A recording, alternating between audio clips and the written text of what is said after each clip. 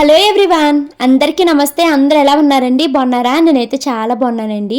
ఇదిగోండి, మార్నింగే లేసాను. అసలు లేవలేకపోయానండి బాబు. ఈరోజు 6కి మా వారు లెగు అని లేపితే అలా 6:10 ఆ టైంకి అయితే లేసానమాట. షానుని క్రికెట్కి అయితే తీసుకెళ్తున్నాం కదండి. సో మార్నింగ్ కొంచెం రాగి జావ ఇచ్చాను అనుకోండి, దానికి పొట్ట ఫుల్గా ఉంటుంది. అండ్ ఇంకా అక్కడ ఎక్సర్సైజెస్ అవి ఏం చేసుకున్నా కూడా దానికి బాగుంటుంది కదా. అండ్ షాను బాగా చిన్నపిల్ల కాబట్టి దట్టు అక్కడ క్రికెట్ ఏంటంటే అందరు అబ్బాయిలే ఉంటారండి. పెద్ద ఏమి షాను నేర్చుకోవట్లేదు అంటున్నారు మా వారు. కానీ మేము ఎందుకు పంపిస్తున్నామంటే మెయిన్గా సన్లైట్కి పిల్ల ఎక్స్పోజ్ అవ్వాలి, డే టైం వచ్చేది అనేసి తీసుకెళ్తున్నారన్నమాట. ఇంకా ఈ సెలవులు అయ్యే వరకే లేండి. ఏప్రిల్ 1 నుంచి మళ్ళీ స్కూల్ స్టార్ట్ అయిపోతుంది. అప్పుడు వెళ్ళడం కుదురుతుందో లేదో కూడా తెలియదు. జస్ట్ ఈ ఒక 1 మంత్ అలాగా తీసుకెళ్తున్నారన్నమాట. సరే, మా వారు చాలా ఇంట్రెస్టింగ్గా తీసుకెళ్తున్నారు కదా, నేను కూడా కొంచెం సపోర్ట్ చేస్తే పిల్లకి బాగుంటుంది అన్నట్టుగా ఇంకా అలాగా పంపిస్తున్నాను. అండ్ మా షాను పాపం బంగారం అండి. అసలు నేను లెగను, నేను పడుకుంటాను అని ఇలా ఎప్పుడు ఏడదు. అదే మా మను విషయంలో అయితే చాలా ఇబ్బంది పడిపోవాలి మేము. ఇంక ఇదిగోండి, షాను కోసం అయితే నేను రాగి జావ కాసేసానండి. ఈ రాగి జావని ఇంకొక చిన్న గ్లాస్లోకి అయితే తీసుకుని దాన్ని తీసుకెళ్ళి బిందులో అయితే పెట్టేశాను. దీన్ని అయితే ఒక గిన్నెలో నీళ్లు పోసి పెట్టానండి, చల్లారుతుంది. మా వారికి ఏం కోపం వచ్చేస్తుంది. 6:30 కల్లా మనం క్లాస్ దగ్గరికి వెళ్ళాలి, 6:40 అయిపోతుంది ప్రతిరోజు. ఇంకా రాగి జావ వద్దులే, ఉత్తిగా తీసుకెళ్ళిపోతాను అంటున్నారు. ఆగు అయిపోయింది తీసుకొస్తుంది అని చెప్పి ఇంకా నేను జావ అయితే కొంచెము పెరుగది కలిపేశానండి. బిందులో కూడా పెట్టాను కదా, కొంచెం త్వరగా చల్లారిపోయింది అనమాట. ఇంకా ఒక గ్లాస్ షానుకి ఇచ్చి మిగతాది కళాయిలో ఉన్నదైతే మాత్రం మా వారికి ఇచ్చాను. సో వాళ్ళిద్దరూ తాగేసి వెళ్ళిపోతున్నారండి క్రికెట్కి. షాను ఏమో అక్కడ క్రికెట్ చేసుకుంటూ ఉంటుంది. మా వారు షానుని గమనించుకుంటూ అక్కడే వాకింగ్ అయితే చేసుకుంటారు అనమాట, జాగింగ్ లాగాని. సో ఇద్దరు అయితే 6:30 కల్లా ఇంకా అంటే 6:40 అయిపోతుంది, ఇద్దరు అయితే వెళ్ళిపోతున్నారండి. ఇంకా పిల్లలు షానుని పంపించిన తర్వాత నేను త్వరగా ఇంట్లోని మిగతా పనులన్నీ పూర్తి చేసుకుని మనునైతే నిద్ర లేపాలండి. మా షాను టమాటా చెట్టు కాయడం ఇప్పుడిప్పుడే స్టార్ట్ చేసింది. కాకపోతే చెట్టుకి ఏంటో తెల్లటి పురుగులాగా పట్టేసిందండి. సో దానివల్ల ఏమో చెట్టు చచ్చిపోతున్నట్టు అయిపోయింది. మా మను చెట్టుకి దగ్గర చాలా కాయలు కాసాయండి. ఒక 25 కాయల వరకు కాసాయి. మా షాను చెట్టు 3 కాయలతోనే ఒలిపోయినట్టు అయిపోతుంది. మేబీ బాగా ఎండ ఎక్కువ ఉంది కదా, అందువల్ల ఏంటో మరి. ఇక ఈరోజైతే నేను బ్రేక్ఫాస్ట్ దోశలు వేస్తానండి. నిన్న వ్లాగ్లో మీరు చూశారు కదా, అమ్మ కోసం తెప్పించిన గ్రైండరు కొత్తది. దాంట్లో అయితే నేను అమ్మకి దోశల పిండి రుబ్బాను కదా. సో ఈరోజైతే దోశలు అయితే వేస్తున్నాను అనమాట. నర్సాపురము చాగళ్ళు ఎప్పుడు వెళ్తానో తెలియదండి. చాగళ్ళు వెళ్ళినప్పుడు అత్తయ్య గారికి వాషింగ్ మిషన్ తీసుకుని వెళ్ళాలి, అమ్మకేమో గ్రైండర్ తీసుకుని వెళ్ళాలి. నాకైతే మే వరకు అసలు ఖాళీయే లేదండి. అసలు ఇప్పుడు మార్చి 19ని మా ఇంటి దగ్గర గోగులమ్మ అమ్మవారి జాతర ఉందనమాట. అసలు ఈ జాతరకి వెళ్ళేదాన్ని నేను. కాకపోతే ఇంకేంటంటే మనుకి ఇంకా లాస్ట్ డేస్ కదా ఇప్పుడు మనుకి ఎగ్జామ్స్ స్టార్ట్ అయిపోతాయండి ఏప్రిల్లోని. సో ఇంకా లాస్ట్ డేస్ పిల్లకి రివిజన్స్ అవి జరుగుతున్నాయి. ఇప్పుడు మళ్ళీ నేను వెళ్ళానంటే పిల్ల లాస్ట్ ఎగ్జామ్స్కి కొంచెము సరిగ్గా ఉండదు, బాగోదు, ఎందుకులే అనేసి వెళ్ళట్లేదు అనమాట. ఇంకా లేకపోతే వెళ్ళేదాన్ని. అది మార్చి 24th 25th అలా పెట్టినా కూడా బాగానే ఉండేది. ఎందుకంటే అప్పుడు ఇలాగా మా వారికి విజయవాడ డ్యూటీ ఉంది. సో ఇంకా అలా అయినా వెళ్ళేదాన్ని, కానీ ఇంకా అవ్వట్లేదు. ఇంక ఇదిగోండి, మనుని తీసుకుని స్కూల్కి అయితే వెళ్తున్నాను. మా వారు ఇంకా రాలేదు. జస్ట్ ఇప్పుడే ఇంటికి వచ్చానండి. మనుని స్కూల్లో దింపేసి నేను కూడా వాకింగ్ చేసుకుని అయితే వచ్చాను. బైక్ అస్సలు స్టార్ట్ అవ్వట్లేదండి. అందుకనేసి మనుని స్కూల్కి నడుచుకుంటూ తీసుకెళ్ళి మళ్ళీ వాకింగ్ చేసి నడుచుకుంటూ అయితే ఇంటికి వచ్చాను. ఫేస్ మొత్తం బాగా జిడ్డైపోయిందండి వాకింగ్ చేసి. అయితే మా వారేమో నాకు త్వరగా టిఫిన్ అయ్యి నేను ఆఫీస్కి వెళ్ళాలి అని అంటున్నారు. ఇంకా ఫేస్ వాష్ చేసుకుని మీకు టిఫిన్ అయితే వేస్తానంటున్నాను. నేను మీకు ప్రీవియస్ వ్లాగ్స్లో చూపించాను కదండి, నేనైతే Himalaya purifying neem face wash అయితే యూజ్ చేస్తున్నాను. హిమాలయ బ్రాండ్ నాకు మోస్ట్ ట్రస్టెడ్ అండి. దీన్ని నేను నా టీనేజ్ నుంచి యూజ్ చేస్తున్నాను అనమాట. మళ్ళీ నేను ఇప్పుడైతే హిమాలయ ప్యూరిఫైయింగ్ నీమ్ ఫేస్ వాష్ని స్టార్ట్ చేశాను. ఎందుకంటే చిన్న చిన్న పింపుల్స్ అవి వస్తున్నాయి అండ్ జిడ్డుగా ఉన్నది మన ఫేస్కి అయితే ఉండదు అనమాట. సో దీన్ని ఎలా యూజ్ చేయాలన్నది ఇప్పుడు నేను మీకు చూపిస్తానండి. ఈ ఫేస్ వాష్ యూజ్ చేయడం కూడా చాలా ఈజీ అండి. మనకి ఎంతైతే అవసరం అనుకుంటామో అంత ఇలాగా హ్యాండ్లోకి తీసుకుని ఫేస్ వెట్ చేసుకుని జెంటిల్గా మనము ఫేస్కి అప్లై చేస్తూ మసాజ్ చేసుకోవడమే. ఈ హిమాలయ నీమ్ ప్యూరిఫైయింగ్ ఫేస్ వాష్ని నేను రెగ్యులర్గా ఎందుకు యూజ్ చేస్తాను అంటే ఇది మన స్కిన్ పైన చాలా జెంటిల్గా ఎఫెక్టివ్గా పనిచేస్తుందండి. అండ్ ఇది మనకి clinically proven to reduce pimples. ఈ ఫేస్ వాష్ని 100% న్యాచురల్లీ డెరైవ్డ్ నీమ్తో చేయడం వల్ల మనకి నీమ్లో యాంటీ బ్యాక్టీరియల్ ప్రాపర్టీస్ ఉండడం వల్ల 99.9% పింపుల్ కాజింగ్ బ్యాక్టీరియాని కిల్ చేస్తుందండి. ఫేస్ వాష్ అయితే చేసుకుని వచ్చానండి. మీరు నా ఫేస్ని చూడొచ్చు, చాలా క్లియర్గా పింపుల్ ఫ్రీగా ఉంది కదా. రెగ్యులర్గా యూజ్ చేస్తానండి. It starts working from the first wash. And ఈ ఫేస్ వాష్ మనకి so free and paraben free అండి. So it's suitable for all skin type. And దీంట్లో మనకి స్కిన్ ఫ్రెండ్లీ pH ఉండడం వల్ల మన స్కిన్ పైన సూపర్ జెంటిల్గా పనిచేస్తుందండి. సో దీన్ని యూజ్ చేసినప్పుడు మనకి స్కిన్ డ్రై అయిపోవడం ఏమి ఉండదు, చాలా స్మూత్గా మన స్కిన్ పైన ఉంటుంది. అండ్ పింపుల్స్ కూడా ఏమి రాకుండా చాలా హెల్తీగా స్కిన్ అయితే మెయింటైన్ అవుతుంది అనమాట. ఈ Himalaya purifying neem face wash మనకి Amazon, Flipkart, Nykaa and Himalaya official వెబ్సైట్లో ఇంకా యాప్లో కూడా అవైలబుల్గా ఉందండి. ఈ ప్రోడక్ట్ లింక్ నేను డిస్క్రిప్షన్లో ఇచ్చాను. డిస్క్రిప్షన్లో ఉన్న లింక్ పైన ఇప్పుడే క్లిక్ చేసి మీరు కనుక పర్చేస్ చేస్తే మీకు గ్రేట్ డిస్కౌంట్స్ వస్తాయి. నేనైతే దీన్ని మార్నింగ్ అండ్ నైట్ అయితే యూజ్ చేస్తాను, ట్వైస్ ఏ డే అనమాట. సో నాకు ఈజీగా పింపుల్ ఫ్రీ స్కిన్ అయితే నా సొంతం అయితే అవుతుందండి. మార్నింగే బ్రేక్ఫాస్ట్ తినడమ్మా అంటే మా పిల్లలకి ఎంత బద్ధకం వచ్చేస్తుందోనండి. పొద్దుటే వాళ్ళకి ఏమీ తినాలనిపించదు. అదే జావ అయితే చక్కగా తాగుతారు. మా మను అయితే జావ అయినా కొంచెం తాగుతుంది కానీ పాలు అయితే అసలే తాగదండి. ఇంక అందుకనేసి మనుకి ఒక గ్లాస్ ఫుల్గా జావ అయితే తాగిచ్చేసాను. జావ మను తాగేసరికి కొంచెం చిక్కబడిపోతుంది కదా. సో అది దానికి కన్సిస్టెన్సీ గట్టిగా ఉంటుంది కాబట్టి కడుపు నిండా తాగుతుంది అనమాట. అంటే తాగదు, నేనే అది చెప్పి ఇది చెప్పి కడుపు నిండా నింపేయాలి దానికి. ఇంకా నేను చట్నీ కింద అయితే ఇందక్కడ అవి వేపించుకుని పక్కన పెట్టుకున్నాను కదండి. మా వారు వాళ్ళు స్నానం చేసి వస్తాను అప్పుడు చేద్దిగానే టిఫిన్ అన్నారు. ఈ లోపల నేను స్టవ్ మీద కూర వేద్దాము అనేసి ఈ ఉల్లిపాయలు అయితే కట్ చేసుకుంటున్నాను అనమాట. బీరకాయ కూర అయితే వండుతున్నానండి. అదే బీర పట్టుతో నేను ఇలాగ చట్నీ అయితే చేస్తున్నాను. ఫస్ట్ వేరుశనగలు వేపించుకున్నాను, తర్వాత ఏమో టమాటాయిని బీర పొట్టునైతే వేపించుకున్నానండి. ఇంకా ఇది ఎందులో అయితే వేగించానో అందులోనే నేను ఇప్పుడు బీరకాయ కూర కూడా వండేస్తాను. మళ్ళీ కడగడం ఎందుకు, ఈ నూనెది టోప్ ఉంది కదా, ఇది టోప్ విత్ లిడ్ అండి. ఎన్ఎస్ వ్యాలీ తీసుకున్నాను.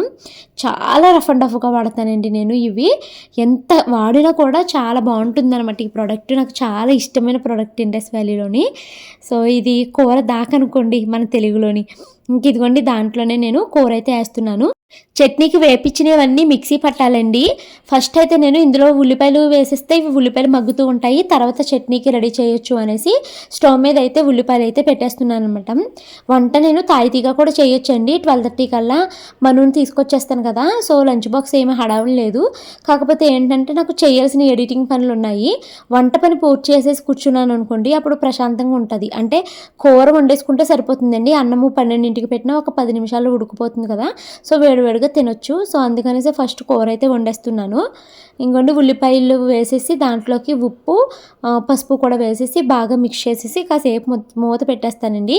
ఉల్లిపాయ కొంచెము సాఫ్ట్ అయిపోయిన తర్వాత అప్పుడు బీరకాయ ముక్కలు అయితే వేస్తాను. ఈ ఉల్లిపాయలు మగ్గే లోపల నేను మళ్ళీ బీరకాయలను అయితే కట్ చేసుకోవాలి. సో బీరకాయలను అయితే వాష్ చేసుకుని పక్కన పెట్టుకున్నానండి. ఇప్పుడు ఇంకా బీరకాయలను అయితే చిన్న చిన్న ముక్కల కింద అయితే కట్ చేసుకుంటున్నాను. బీరకాయలు కట్ చేసే లోపల ఉల్లిపాయలు అయితే చక్కగా మగ్గినాయండి. అంటే పూర్తిగా మగ్గనివ్వనండి నేను. మరీ మగ్గిపోయాయి అనుకోండి అప్పుడు ఉల్లిపాయ మాడిపోతుంది, ఈ బీరకాయ ఏమో పచ్చిగా ఉండిపోతుంది అనమాట. అందుకనేసి నేను కొంచెం మగ్గిన తర్వాత కూరగాయలు ఏమైనా కూడా వేసేస్తానమాట. వేసేసి రెండు కలిపి మగ్గనిస్తానండి. సో బీరకాయ మగ్గడానికి చాలా టైం పడుతుంది కదా. ఈ లోపల నేను చట్నీ కూడా మిక్సీ పట్టేశాను. ఫైనల్గా ఇంకోండి బీరకాయ కూర అయితే రెడీ అయిపోయింది. ఈరోజు కూరలో నీళ్ళేమీ వేయలేదండి, అలా లో ఫ్లేమ్లో అలా మగ్గపెట్టాను. చాలా బాగా వచ్చిందండి కూర, చాలా టేస్టీగా ఉంది.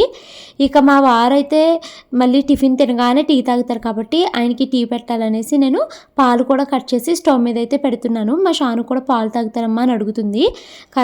క్రికెట్ నుంచి వచ్చేసింది కదా.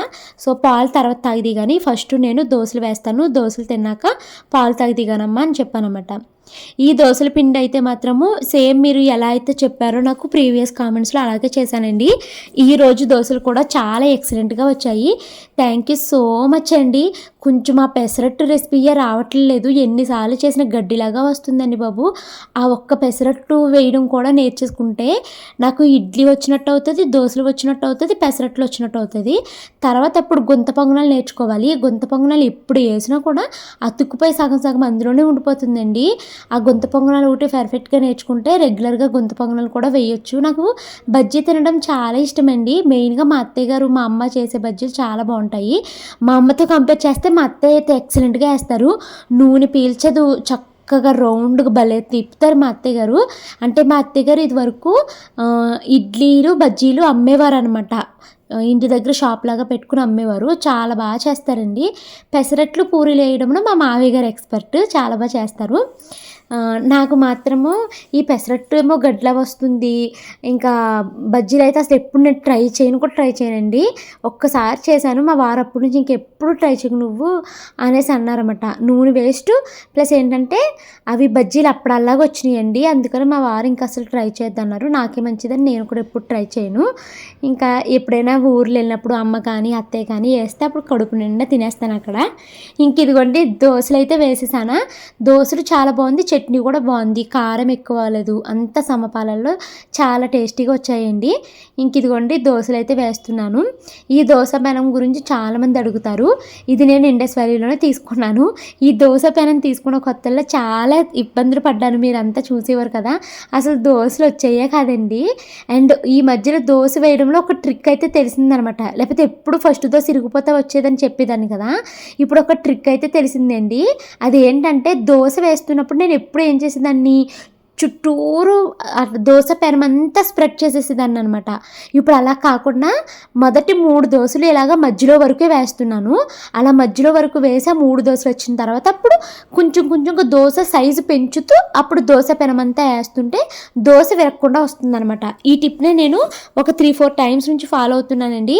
అప్పటి నుంచి మొదటి దోశ నుంచే ఎరగకుండా చాలా బాగా వస్తున్నాయి. ఈ దోశ పెన రెగ్యులర్గా వాడడము బాగా అలవాటైపోయిందిలేండి నాకు కూడాని. ఇంకా మేమైతే టిఫిన్లు చేసేసామండి. ఇంకా నేను ఇల్లు అయితే శుభ్రం చేసుకుంటున్నాను. నేను ఇందాక వాకింగ్కి వెళ్ళొచ్చాను కాబట్టి స్నానం కూడా చేసేసాయి. ఇంకా ఈ ఎల్లో డ్రెస్ వేసుకున్నాను అనమాట. ఈ ఎల్లో డ్రెస్కి అప్పుడు కలర్స్ అంటుకుపోయినాయి కదా, మీరు చాలామంది వ్యానిష్ చేసి ఉతుకుపోవని అని చెప్పారు. ఇంకా నేను ఏం చేశానంటే 2-3 టైమ్స్ మళ్ళీ వాడేసి వెంటనే వాషింగ్ మిషన్లో వేసేస్తే దానికి అంటుకున్న బ్లూ కలర్ అంతా పోయి నార్మల్ అయిపోయిందండి, ఎల్లులోకి అయితే వచ్చేసింది. ఇంకా ఇంకొక 2-3 సార్లు వాడేస్తాను అనమాట. ఇంకా సమ్మర్ ఒకటి కాదు, ఇది చాలా మెత్తగా ఉంటుందండి ఈ డ్రెస్. ఎజియోలో తీసుకున్నాను, సో దీన్నే రెగ్యులర్గా వాడుతున్నాను. ఇంకా ఇల్లు మొత్తాన్ని సర్దుకున్నానండి. సర్దుకుని ఇంకా ఇల్లు తుడవడం అయితే స్టార్ట్ చేస్తున్నాను. పాపం మా షానుకి సెలవులు ఇచ్చేశారు, పిల్లలంతా స్కూల్కి వెళ్తున్నారు. దానికి ఆడుకోవడానికి పగలు ఎవరు పిల్లలు ఉండక ఊసిపోవట్లేదండి పాపం మా షానుకి.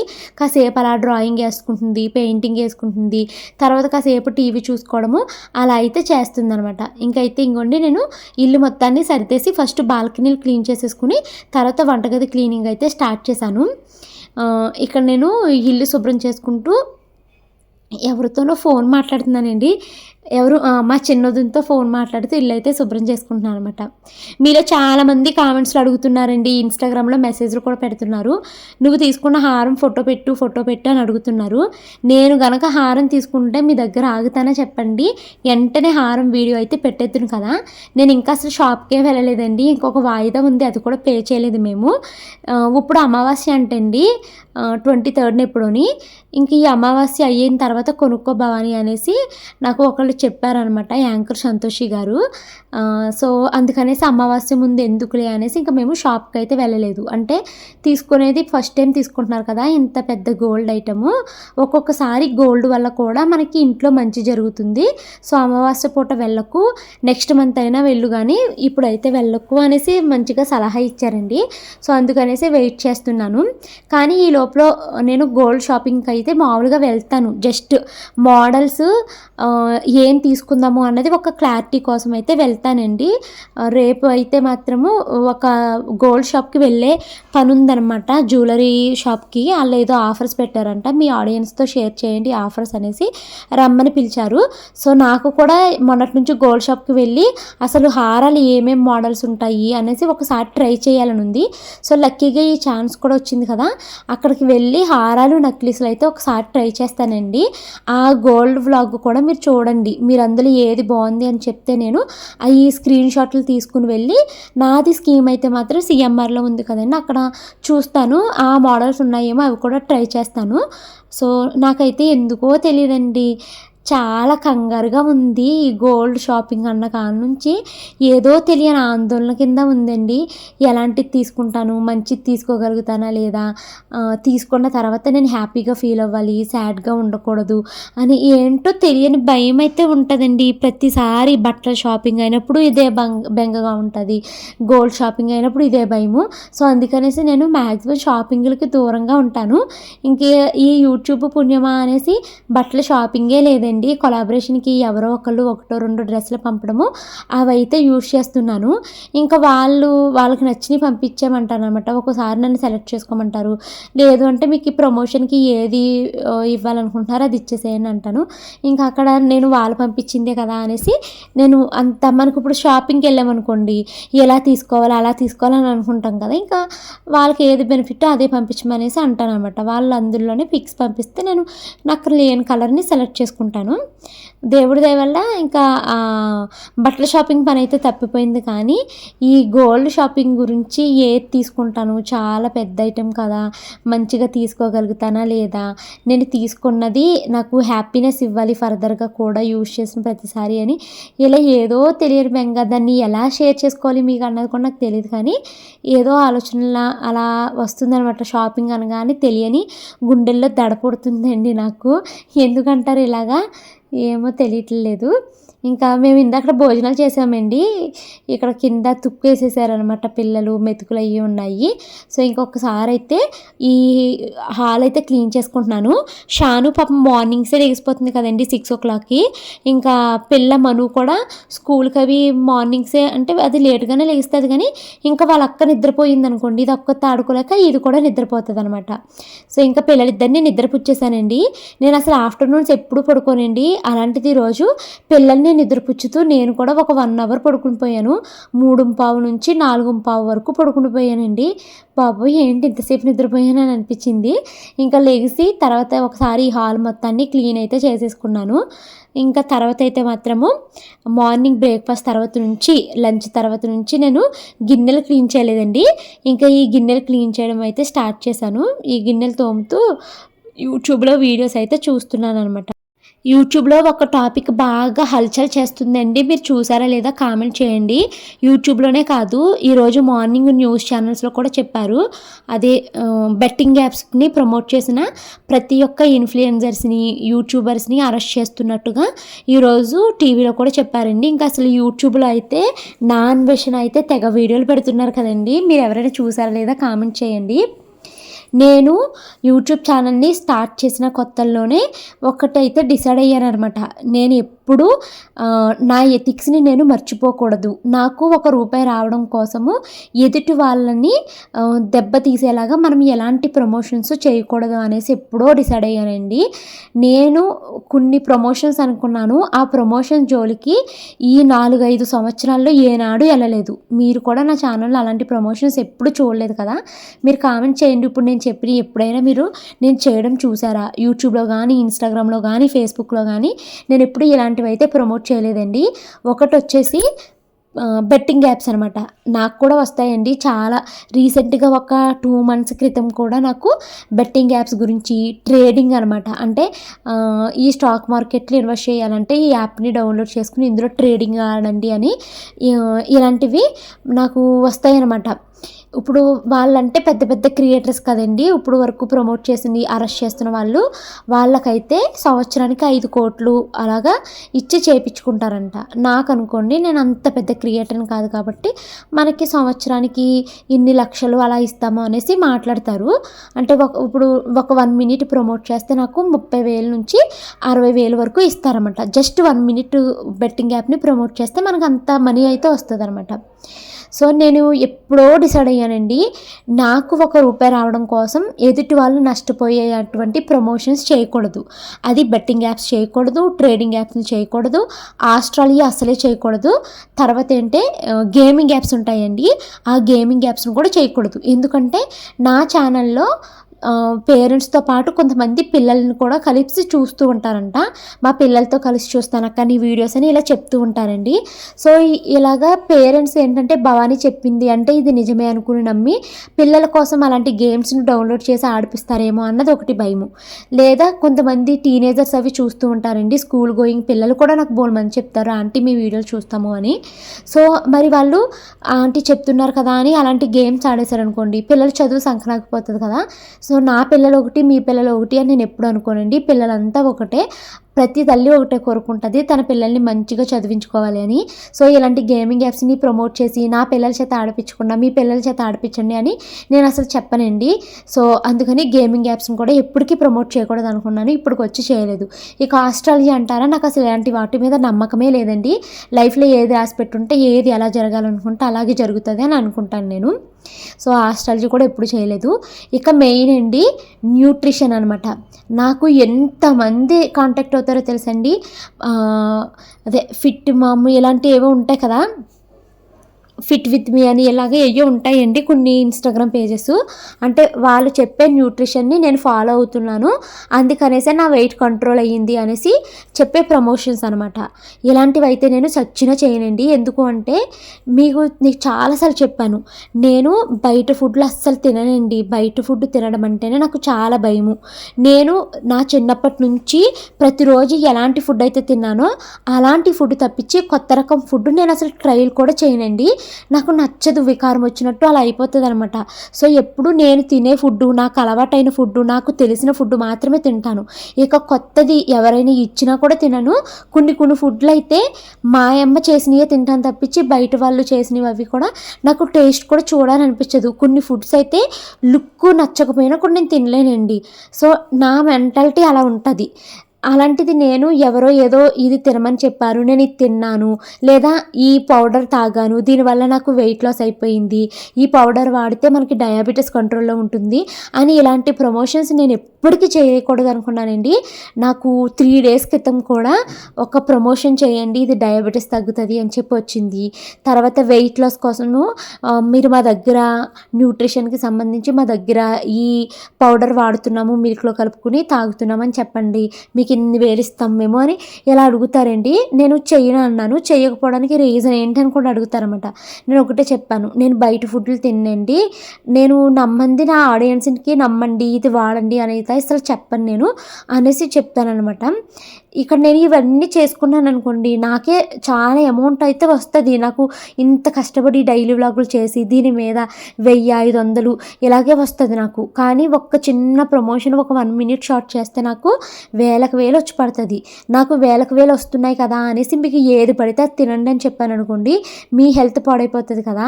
అండ్ నేను ట్రైల్ కూడా చేయలేనండి. నేను చెయ్యండి అబద్ధాలు అయితే సచ్చినా చెప్పనండి. ఒక అబద్ధం ఆడాను అంటే నాకు చాలా గిల్టీ ఫీలింగ్ వస్తుంది అనమాట.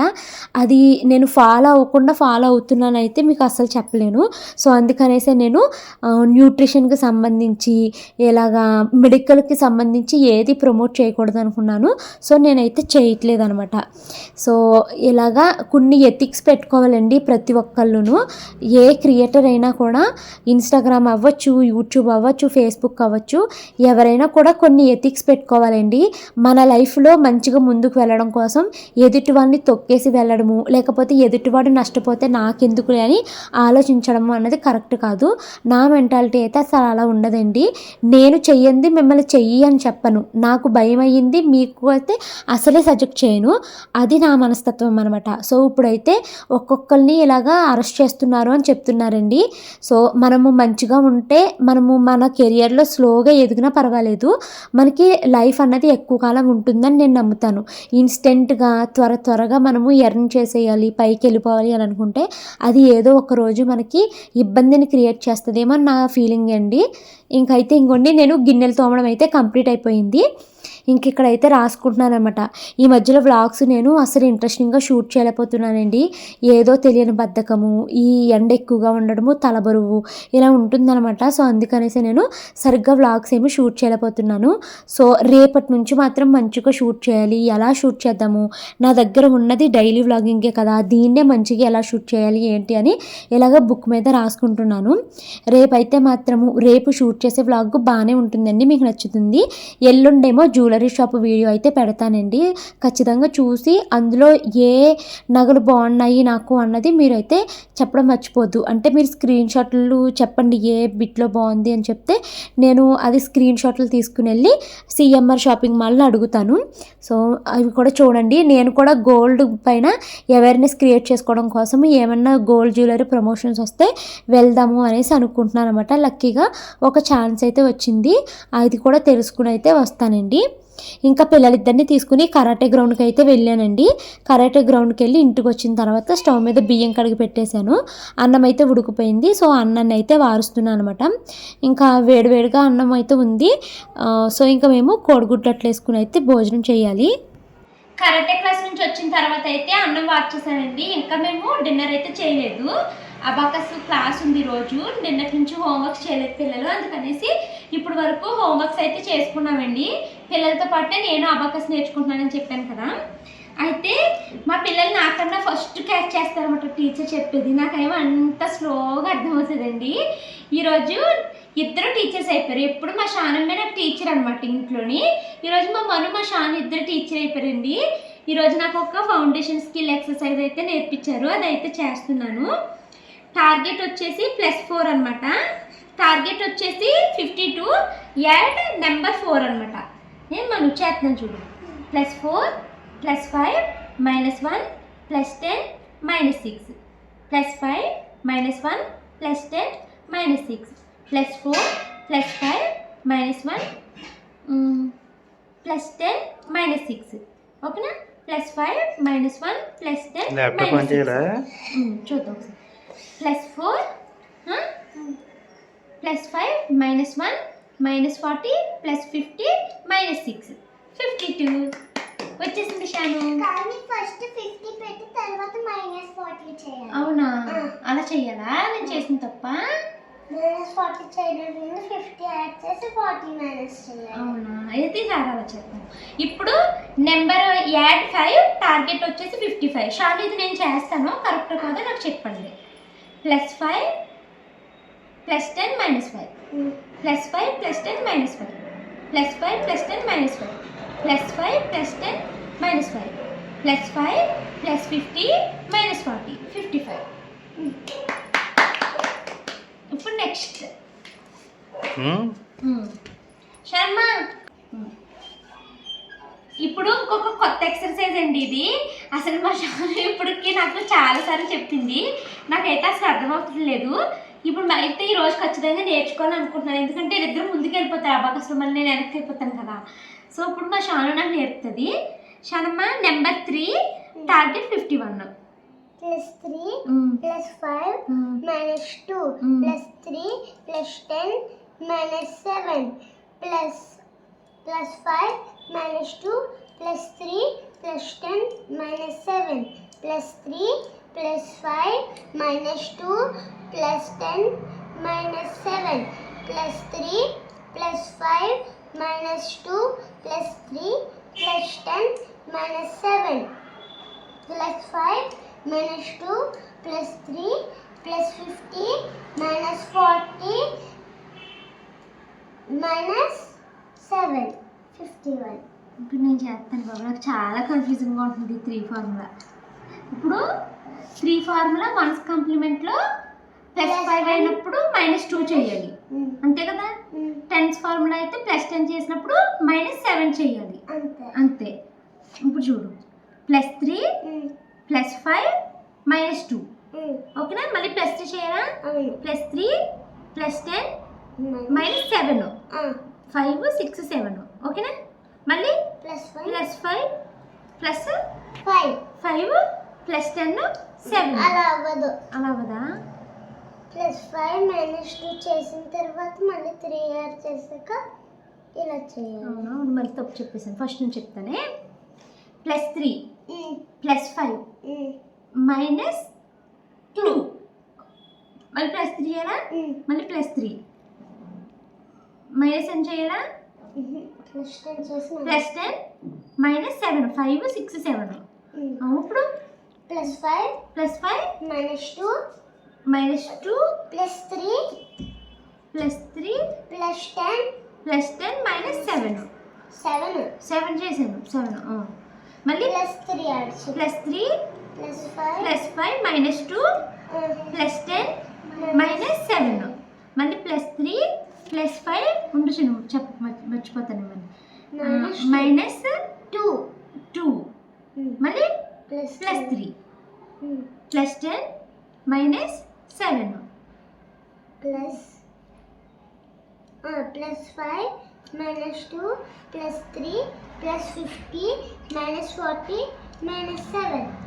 ఈ ఫార్ములా కాపీనా రావట్లేదు మనకి. పిల్లల్ని చదివించడం అయితే కంప్లీట్ అయిపోయిందండి. ఇంకా మేము డిన్నర్ అయితే చేస్తున్నాము. డిన్నర్లోకి మార్నింగ్ చేసిన బీరకాయ కూర ఉంది, ఇంకా చారు కూడా ఉంది. అందుకనేసి ఇంకా నేను కోడిగుడ్డు అట్లయితే వేస్తున్నాను. ఇది నాకు మా వారికి వేసుకున్నానండి. ఇప్పుడు షాను మనుకి ఉల్లిపాయ లేకుండా వేస్తున్నాను. సో డిన్నర్ తిన్నాక మీతో టైం అయితే 9:30 అవుతుందండి. డిన్నర్ అయిపోయిన తర్వాత గిన్నెలు అవి కూడా క్లీన్ చేసేసాను. ఇంకా నాకు రేపు పొద్దున్న ఒక స్టోర్ విజిట్కి వెళ్ళే పని ఉంది. అందుకనేసి ఈ వ్లాగ్ అయితే ఇప్పుడే ఎడిట్ చేసేసుకోవాలి.